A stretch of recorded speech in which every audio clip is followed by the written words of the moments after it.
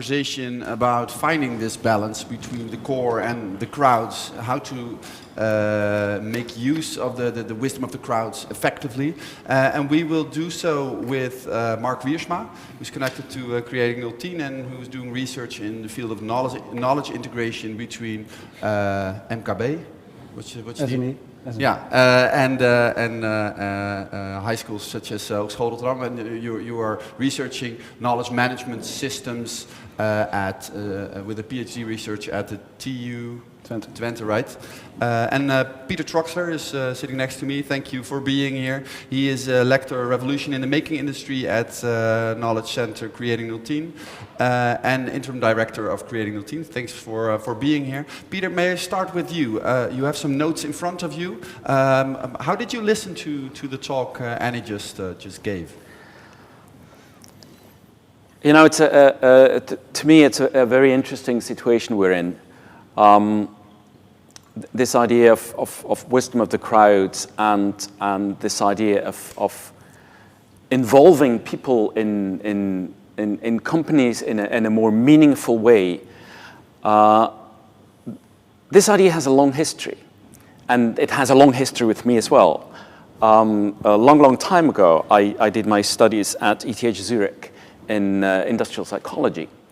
And obviously, industrial psychology has been interested in how to empower employees in different ways within companies. In another historic part of my life, I was invested in knowledge management and artificial intelligence at the University of Aberdeen in Scotland. So it's very interesting to see those lines converging in this discussion. So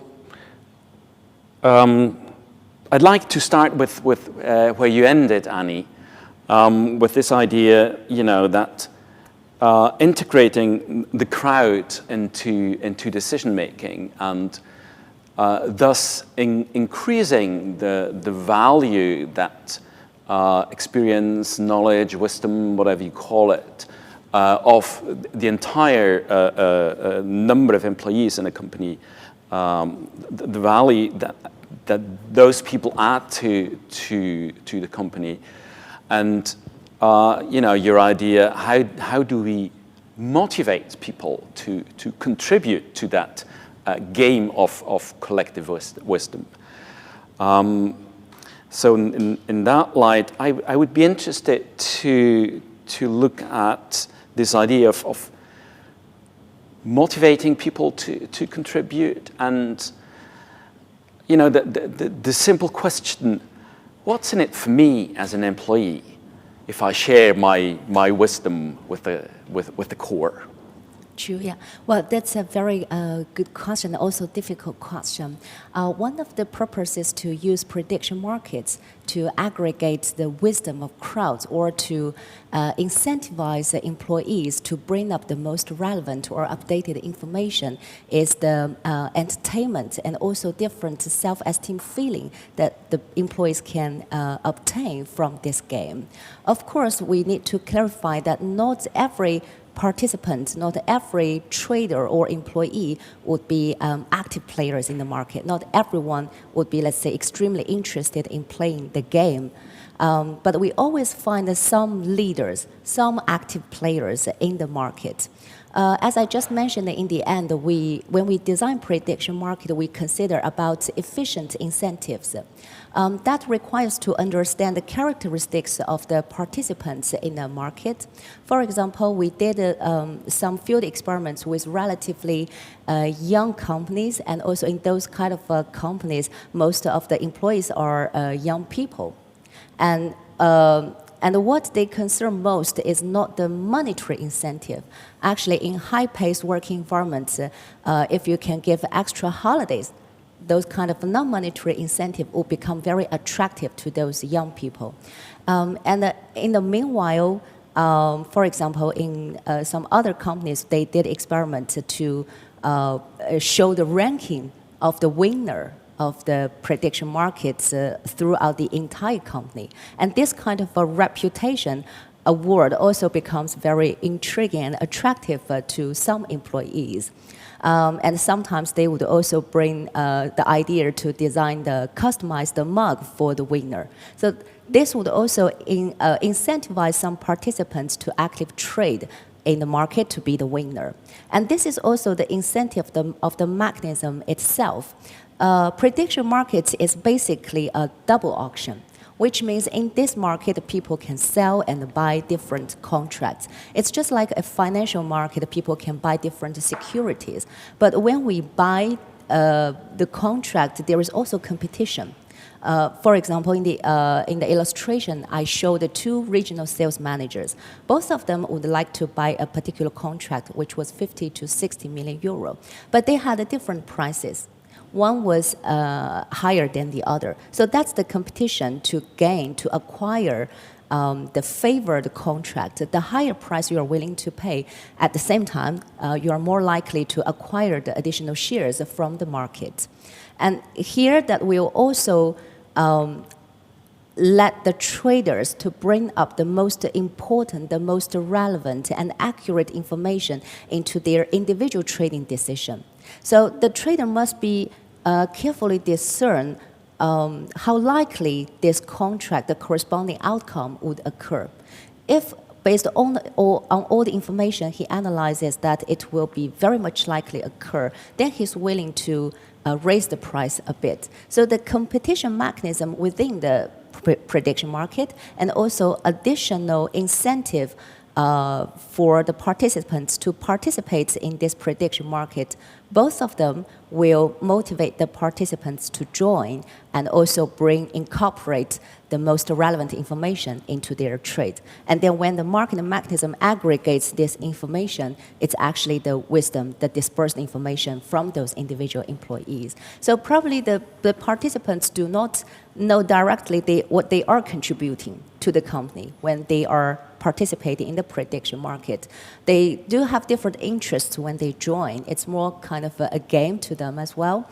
But for company overall level, we are actually aggregating those valuable but dispersed, decentralized wisdom from the participants.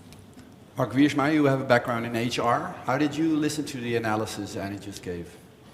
With great interest, because one of the things that I would like to add is the merging of these two thoughts, and I'm researching how transformers in organization can contribute to the aggregation of knowledge. So what we find is that persons in key positions find more truth in some knowledge and can integrate that in the organization.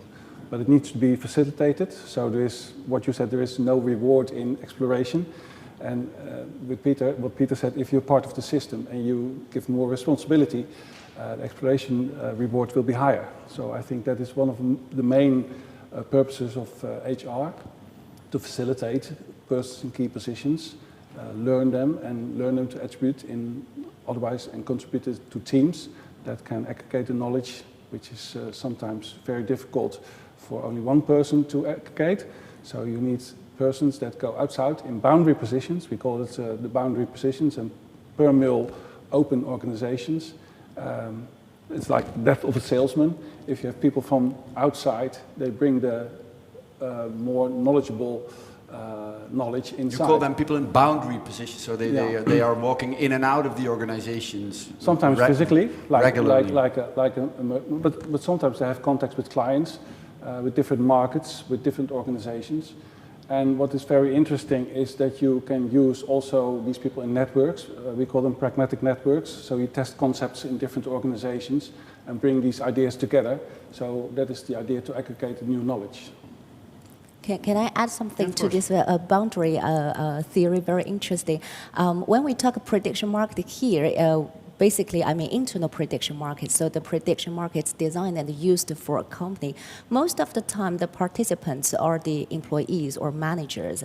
But actually, sometimes some companies, they also invite external players into the market. So I guess this is if I understand correctly, like across the boundary, because for example, when you design new products or new services, you also would like to hear the opinion from the customers or even suppliers. So some prediction market, though it's internal, it's closed environment, but they will give access. They invite some customers and suppliers to join to play together. That would also increase the diversity of the knowledge, of the wisdom. And the interesting thing is sometimes we could observe the information dissemination, the exchange throughout the markets based on the transaction price. For example, at the beginning, when there were only internal employees are playing, gradually we see the convergence of one particular contract that becomes the leading contract. And in the middle of the prediction market, then we invited the external players to come in. And then you see the fluctuation of the prices of those contracts. It means new information comes in and people are exchanging different information.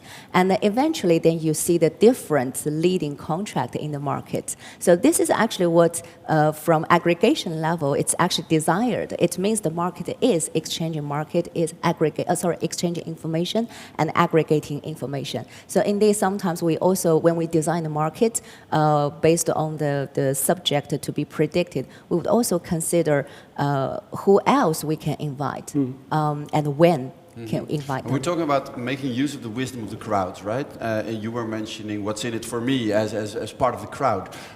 What strikes me a lot of times is that the core, you mentioned the core versus the crowd, the core isn't always that interested in the wisdom of the crowds. How could you reflect on this? So what's in it for the core? Because they are people in key positions, they know best. Why being interested in the wisdom of the crowds? Yeah, if we follow the argument of Annie, you know, the switch from system 1 to system 2, essentially what you said in the beginning, is that the current market environment is increasingly volatile, so that traditional ways, system 1 type of intuitive decision-making is insufficient, is increasingly inaccurate, is risky. So using the wisdom of the crowds in a system 2 approach, I think gives a broader background to decision-making. Gives a broader view on the various aspects that one single individual or a small group of core individuals cannot oversee. Yeah, Mark, what do you think about the willingness of the core to open up to the wisdom of the crowds? I think usually employees want to be part of the system. And sometimes they feel they're like in a cascade of bounded rationality. They know they know more, but they can't explore it in their own organization.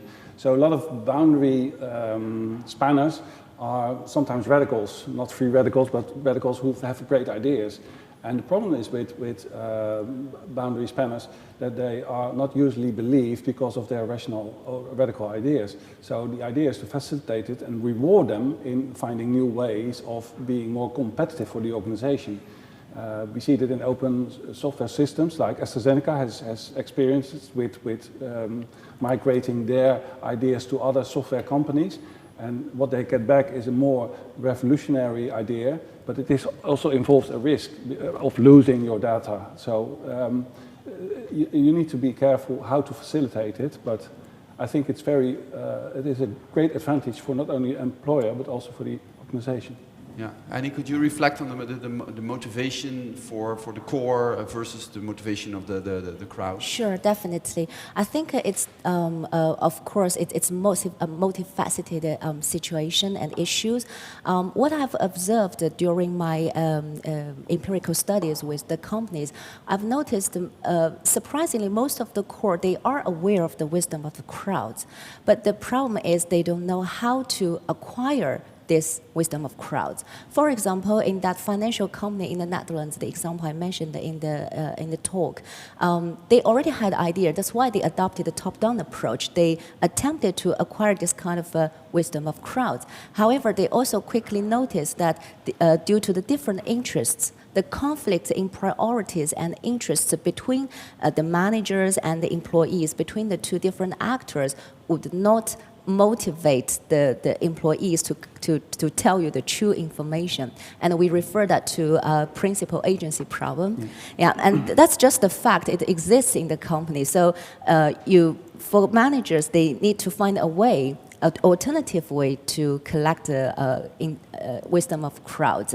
And then the second thing is also a lot of the managers, they believe the most valuable wisdom comes from tacit knowledge of their employees rather than explicit knowledge.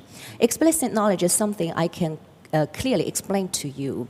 I can tell you based on written presentation or oral presentation.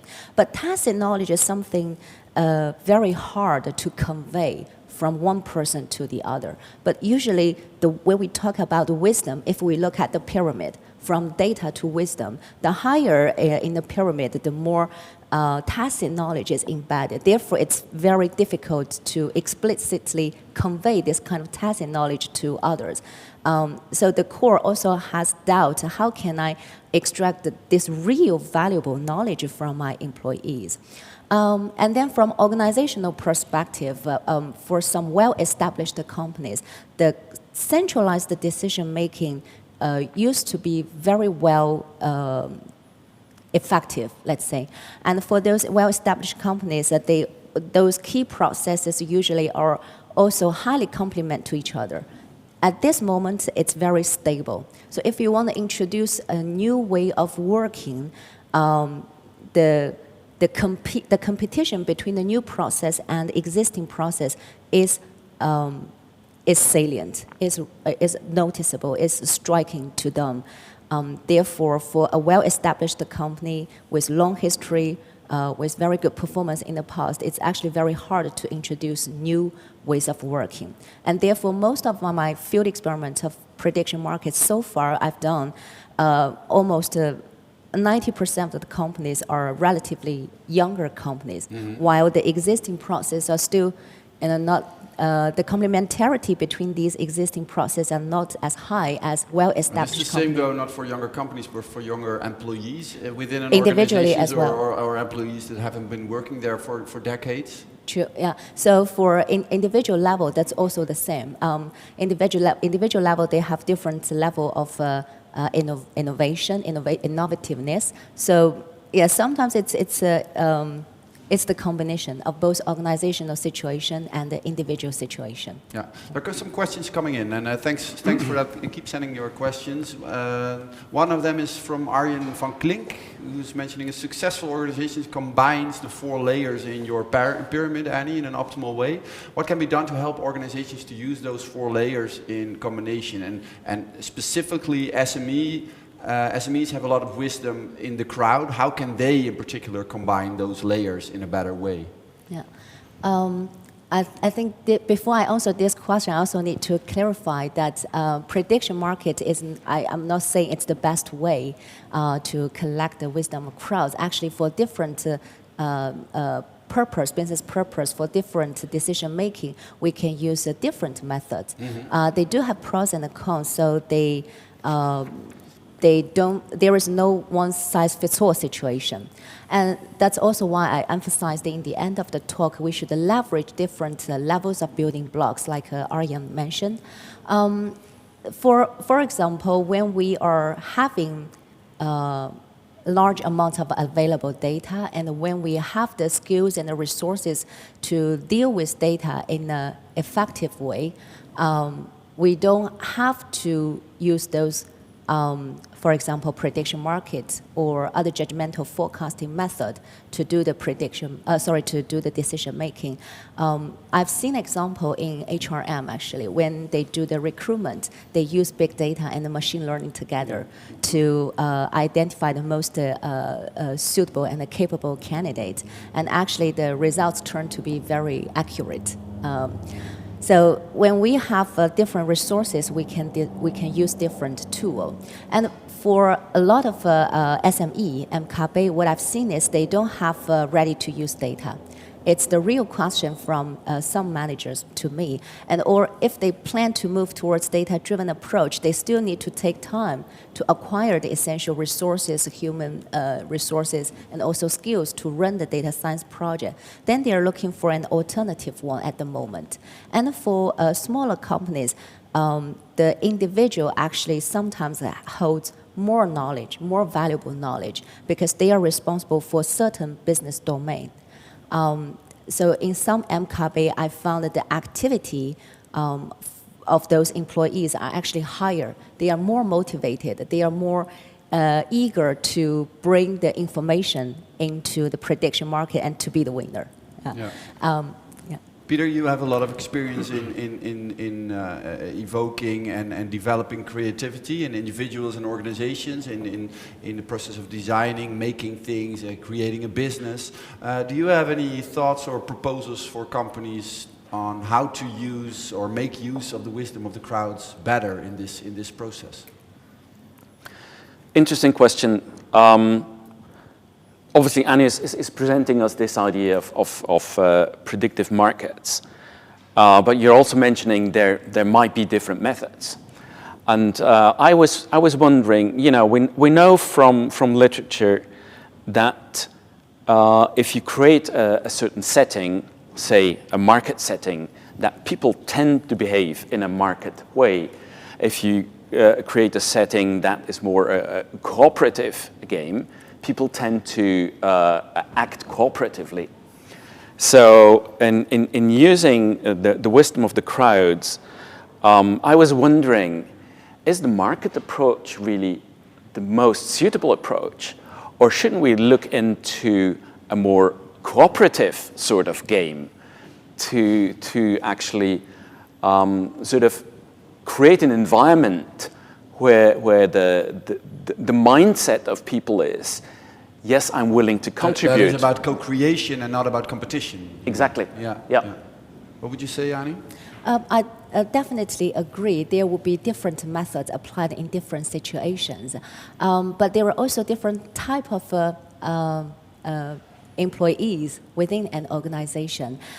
Some employees could be more suitable for the cooperative method, but some employees could be more interested in this kind of competitive mechanism. In research, we are always trying to use multiple methods to validate our research model or to test our hypothesis. We call it triangulation. So we can do the cross-validation based on different research methods, which is always preferred. And then in management, I think that's the same. As long as it's allowed or we have adequate resources, why don't we use different methods to collect the wisdom of the crowd, let's say. What I've seen is, for example, some companies, while they are working with the traditional method, which is more cooperative, they are also introducing the prediction market to the company, to the employees.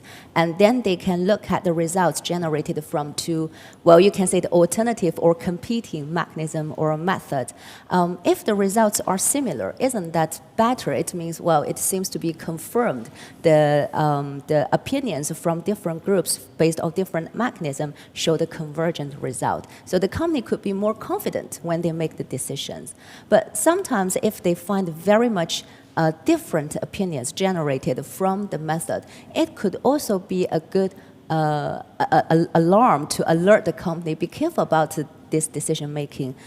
Maybe we should do something further, take further step to better concern. So I think we can use multiple methods to try to embrace the wisdom of the crowds. We're talking about creating sort of collective wisdom and integrating knowledge, Mark, here. What role does leadership play in this? Well, I think it's very important to lead an organization in a mission-oriented way. So we have to deal with a lot of more extra organizational challenges which go beyond the level of the organization. So what we see now in organizations, they struggle with dynamic and complex questions which do not only concern one organization but more organizations. So leaders should be invited to talk with other organizations and want to invite people in their organizations to explore. So that is one of the main things that leaders should do: explore employees to be not only a core but also a contingent worker, to be to think outside the organization as well. Yeah, and based on research, you were able to say that organizations or leaders who do this effectively are more successful in the long run as well. Yeah, what Annie says, I think in smaller organizations, leaders give more tasks and more responsibilities to, and of course it's logic because they have a more competitive goal. So that is also quite logical. But in larger organizations, you see that leadership is also, it's not a hierarchical position, but it's a position, it's what Peter says, give people more responsibilities and award them with their exploration capacity. Yeah. Let's do some questions from the audience. This one is from Thomas Jaskiewicz. What's your perspective on agile organization structures as the way to distribute decision-making and sense of ownership among employees in companies? Yeah. Annie, let me start with you. Well, that's also a complicated question. It involves a lot of different aspects in management. Agility is an important characteristic of a company. Recently, I've been working together with one of my students on the agility of an organization. We are trying to validate the integration of ICT into agility management of a company. I think the wisdom crowds would contribute to the agility of the management. For example, we can use it to identify the potential challenges. I ran one of the prediction markets with a company was actually to identify the threats of their new products, which was very interesting. Originally, the managers, the core, had some preliminary predefined threats based on their previous experiences. But the product was brand new. You even don't have a competitor in the market at that time. So there was no historical data, there was no benchmark, there was no index from the industry. It's totally new, and nobody knows what would happen. And this new product also changed the consumer behavior completely. So we ran the prediction market, and there wasn't a big group of participants trading in this prediction market. In total, there were only about, I think, 40 people, and but usually only a small number of people will become very actively traders. However, the results came up with some surprising threats that beyond the course let's say, preliminary understanding. And after 1 year, when we reviewed the whole business process, we noticed indeed that shocking threat was one of the challenges. But somehow the prediction market already reviewed it, though at that moment the core still had a doubt about it. But they were kind of aware. And naturally, they are sort of considering the situation and getting prepared. So the threat doesn't really become a real threat because they are prepared.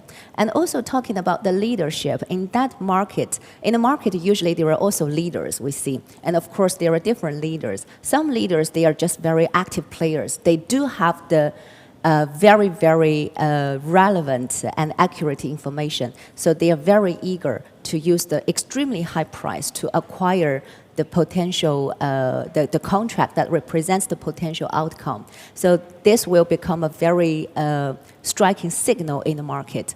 And sometimes we also see the leaders who try to mislead. Well, from the behavior, let's say, it seems like try to mislead the market. But then, as long as there are multiple leaders in the market, this misleading will be canceled out by other participants. Mm-hmm. So this is also very interesting about the leadership or maybe leaders in the market. Yeah, there are some questions about the human, the leader versus the machine. One is from Paul Rutte and the other one is from Manon Mostert. Let me integrate them. They are asking whether these decisions are made by AI and how do big data play a role in this, or are they made or evaluated by managers and people in the end? So what role does AI play in your model? Let's say AI wasn't traditionally embedded in prediction markets because it's the original idea of this prediction market was the human intelligence, the human wisdom. So how to acquire, how to aggregate, disperse the human intelligence. So AI wasn't embedded, but one of the major challenges when we run internal prediction markets within organization is people are so busy with their routine jobs, so they don't have time to play, even though they say they are interested. Some companies, they are willing to allocate time to let the participants dedicate to the game, but not every organization or the core is willing to do so. Then the liquidity of the trading becomes a problem of the market. And in order to tackle this problem, sometimes we may introduce agent-based traders. So they are bots, they are not human beings, and the only purpose is to increase the liquidity. So whenever there is a buy or sell order, but no human corresponding orders, then the agent, the computer-based agent. What does this step mean for? Yesterday we talked about the quality of data with Sunil Chuni. What does this step from human agents to bots mean for the quality of the data and the quality of the knowledge and wisdom aggregated by the system? We don't assume AI would influence the quality of the wisdom collected in the market, because the purpose, the function of the bot is to create liquidity, to let the information move, exchange in the market. And for the individuals, the competing mechanism of the prediction market and also additional incentive would motivate them to acquire the most updated and accurate data into their decision making. If the decision making is not based on accurate data or information, it will become a mistake. And or sort of mistake, and it will be corrected by other traders. In this market, people do not only learn from their own resources, they actually can observe the market behavior as well. And it's the learning from other traders. So you can think about what others traders perceive about the future outcome. In another experiment, we manipulate different information transparency in the prediction market. Usually we only see the highest buying order and the lowest selling order, but we may also extend a bit. We show, for example, the top 3 buying and the selling orders. Then basically you see different prices, which indicates different likelihood of the potential outcome. People are actually very, human beings are smart. As I said, we learn, we have learning capabilities, and we learn adaptively. So we would correct our own mistake, our own perception based on the new information arrived in the market. And this information can be given by other participants. And I do believe you may have another piece of information and you have another. So that's why the prices are different. Okay, then I start maybe looking for additional resources to correct or to confirm my own information. So it's actually a learning process in the market as well. Yeah. Let's go to another question, which comes from Anja Overdiek, and maybe you can reflect on this as well, Peter. It strikes me that Annie's wisdom of the crowd's perspective is based on individualism, on individual interest, whereas the motivation of individuals to contribute information is mostly based on shared values. How can this be, or can this be reconciled? Or how do you reflect on this question and this issue? I mean, I think there are 2 routes to approach that. One route could be quite fundamentally saying there is no way to reconciliate cooperation and competition. These are different ways of interaction, and this idea of prediction markets squarely sits in the field of competition. And obviously you create incentives for people to take part in a prediction market. And then we take a step back and look at those incentives from a motivation theory position, for instance. And there has been this idea that in motivation discussed by Herzberg, we got satisfiers and dissatisfiers. So there are elements in motivation that you can sort of fully fulfill to 100%, but that doesn't motivate you. It just doesn't take motivation away. And these are typically status, salary, money, these kind of things. And that's the elements you use to incentivize people in competition markets. Whereas, the feeling of co-ownership, co-creation, personal satisfaction, collective satisfaction, collective happiness, purpose. These things happen in cooperative settings. So that was my question earlier, and maybe we should explore that in a bit more depth. How could we develop an alternative to the market setting to use the wisdom of the crowds in a company that is based on co-creation, based on cooperation, based on collective purpose? Mark, is it something you would want to reflect on?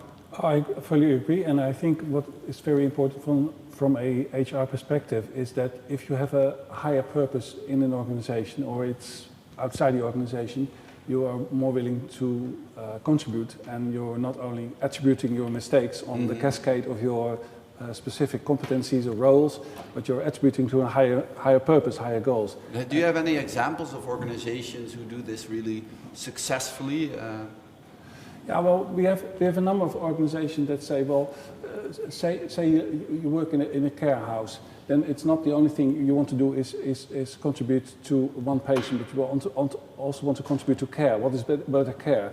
And the attribution to what you can contribute to better care is not only worthwhile for that particular person, but for a larger community.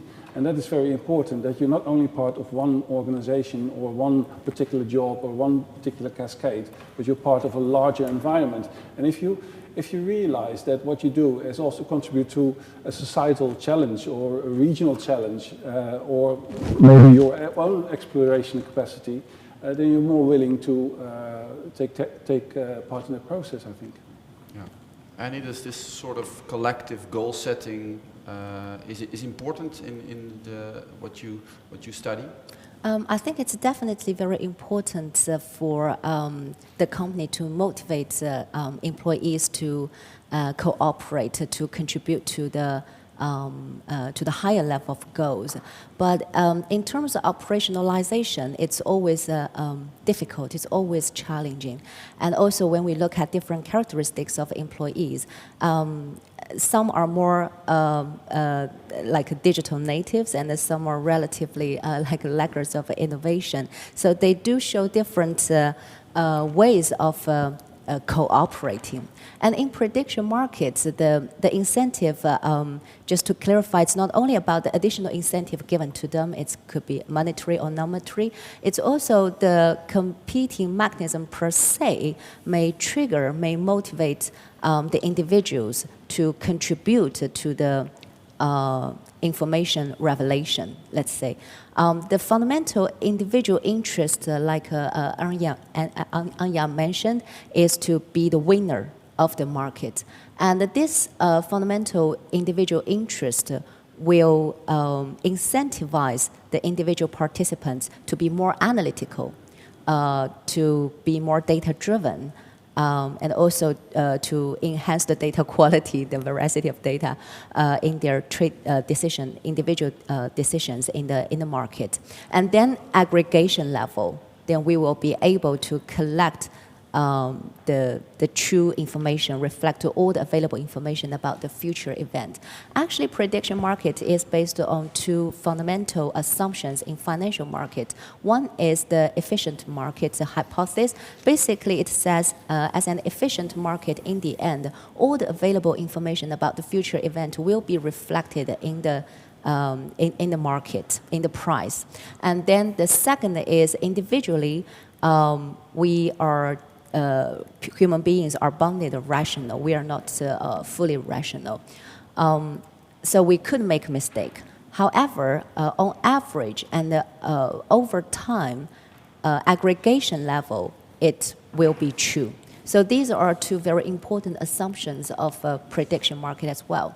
And then when we talk about the leadership, for example, in an organization, please correct me if I'm wrong. What personally I'm working with a lot of young people, and I feel transactional leadership doesn't really work very effectively with the young people. They more focus. These damn millennials. Millennials, okay. It's more like transformational leadership, and that's why a lot of coaching skills are required nowadays in the management, in the leadership, to really influence, to motivate the employees to do something. And the prediction markets, sometimes it can be a good tool to let your employees understand the ownership of to aware their ownership in the organization, and to introduce this a little bit sort of transformational leadership in the organizational management. So those employees would understand, okay, they are a part of the decision making of the company, and it's not only the matter of the core. Then they will be more responsible for their own behavior. And what we observed in reality is sometimes during the coffee time or lunch time, employees start talking about the subject of the prediction market. Then they do informal knowledge sharing outside the prediction market. I would interpret that as also kind of cooperative knowledge creation, but it's not happening within the prediction market. It's something we observe outside the prediction market. So again, maybe it's sort of boundary here. So I would say prediction markets is amazing, is interesting to me and to some other organizations. Is it has a multiple functions. Mm-hmm. Not only the wisdom of crowds in terms of to solve some problem, to make decisions. You may also demonstrate the importance of the wisdom of crowds to your own employees. Yeah, I want to bring this to conclude to sort of a policy level, whether it's the city of Rotterdam or national or maybe European level. How, because this doing something with the wisdom of the crowds is getting more and more important for SMEs, maybe especially. But how could the Dutch government or the city of Rotterdam sort of stimulate or help these small and medium-sized enterprises to develop this better? And Mark, Peter? Well, there's an example we're doing now in the Drechtstede. There are a lot of companies who are dealing with articulating questions for the next level, the next economy. But what you see is most of the SMEs are very small, micro SMEs. They have difficulties in capacity in exploring. So what you can do is you can add, we are a University of Applied Sciences, so we can, together with students, we can help and look for new concepts. We can test them and we can aggregate them to a newer level. And that is one of the policies I think that's very important, that you integrate what we call a third missions of Universities of Applied Sciences, mm-hmm. Work together with these SMEs, but also aggregate this to more declarative knowledge. So what does it actually mean if we found it? We call it transfer of knowledge that you put on a higher level, not only for the solution innovation, but also for a more aggregative knowledge level. Yeah. Peter, any thoughts? Yeah, I think you rightly say that we as a University of Applied Science have an important role to play there. And it starts with understanding that those market games, they do have a place in society. They are one interesting instrument, but they're not the only interesting instrument. There are other instruments of co-creation, of boundary crossing, of transdisciplinary types of working together. So I think that particularly in a region like Greater Rotterdam, with a lot of SMEs, there's a position for us to stimulate cooperation and co-creation between companies, and to form professional networks of companies, of alumni, of students, of us professors, and intersecting those networks to actually move towards different ways of looking at markets and different ways of doing business. Yeah. And I think this is a nice bridge to the program we have lined up for you in the rest of the day and the afternoon as well. We gaan, ik schakel even over naar het Nederlands om het tempo wat op te voeren. We gaan het inderdaad hebben over de rol van die HBO's in dat ecosysteem van innoveren met kunstmatige intelligentie en big data. Dat doen we vanmiddag vanaf 2 uur. En zo meteen ook over, ik moet het even goed zeggen, precies 1 uur, 11:15 gaan Walter Baats en Koos Kerstholt laten zien in een presentatie hoe ze momenteel werk verrichten in een field lab met onder meer de gemeente Schiedam en lokale ondernemers. Precies het onderwerp wat hier op tafel nu op het laatst nog even besproken wordt. Aan innovatie in wat ze de Next University hebben gedoopt. Om 11:15 gaan we daarmee verder. Vanmiddag om 2 uur ook. Browse nog even door het programma. Leuk dat je alle vragen weer bij ons binnenbracht. Dat gaan we de rest van de dag ook doen. En voor nu dank aan de gasten hier aan tafel. Peter Troxler, Mark Wiersma en natuurlijk Annie Yang. Thank you very much. Dankjewel. Thank you.